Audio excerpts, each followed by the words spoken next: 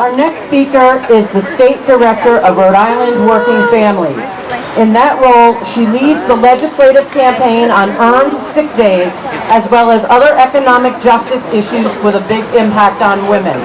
She also works to recruit, train, and support progressive candidates to run for office.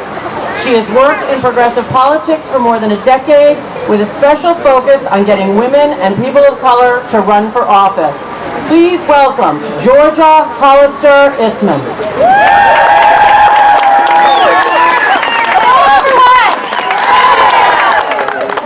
It's so great to be with you here today. I'm Georgia Hollister Isman from the Working Families Party. At Working Families, we are focused on economic justice.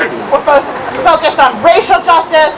We're focused on social justice, and we are here today because we know none of those things are possible without real justice for women. Everything we care about, everything you all care about, is under threat from the current administration in Washington.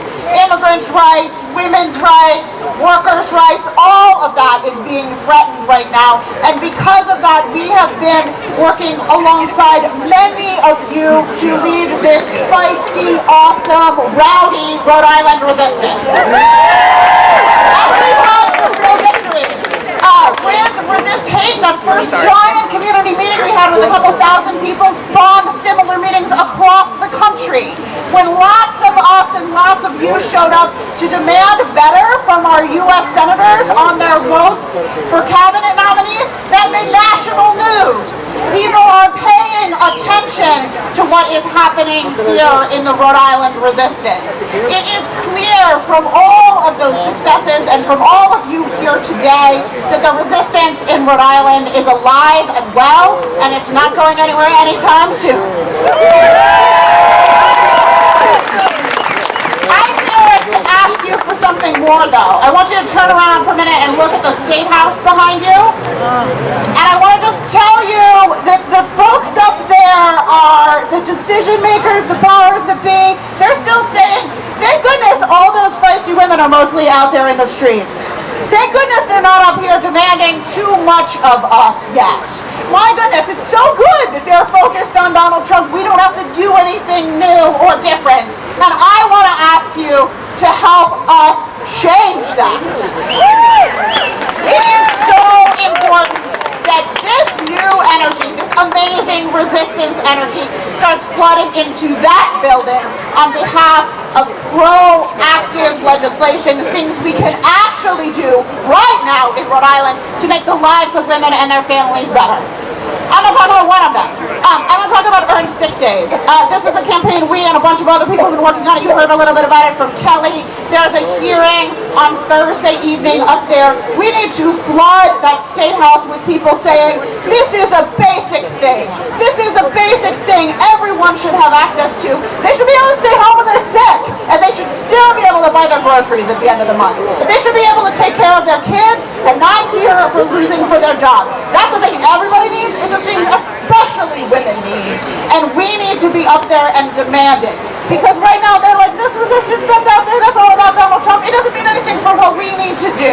And most Rhode Islanders, a huge number of Rhode Islanders, agree that earned sick days and other common sense legislation is a good idea, but they don't feel like it needs to be a priority yet. So we need to change that. All right, are you with me? Yeah. Can we change that? Yeah. All right, imagine what that State House would be like, what that agenda would be like if our priorities were really the priorities up there this year and every year. I want to ask you to do something else to make that happen, and that is this. I want all of you, especially all the women in the audience, to sometime in the next couple of months, take a moment and think about if you should be running for office. We know lots of great allies in elected office. We know lots of people who support our rights, but there are a huge number of folks still serving who really don't seem to be connected at all to the needs and values of working women. And we ought to change that, and we can change that. So you don't have to decide right now, but sometime between now and the end of this year, think about who are my representatives? Are they really representing the values that are so important to me? And if not, should I run for office? Because some of you should. And I would love to talk to you about it. There's a table for working families over here. We're happy to chat more. I'm so happy to be here with you all today. And I just want to say, let's take this energy and the energy that's been coursing through all of the wonderful resistance events in Rhode Island, and let's make it into some real political power.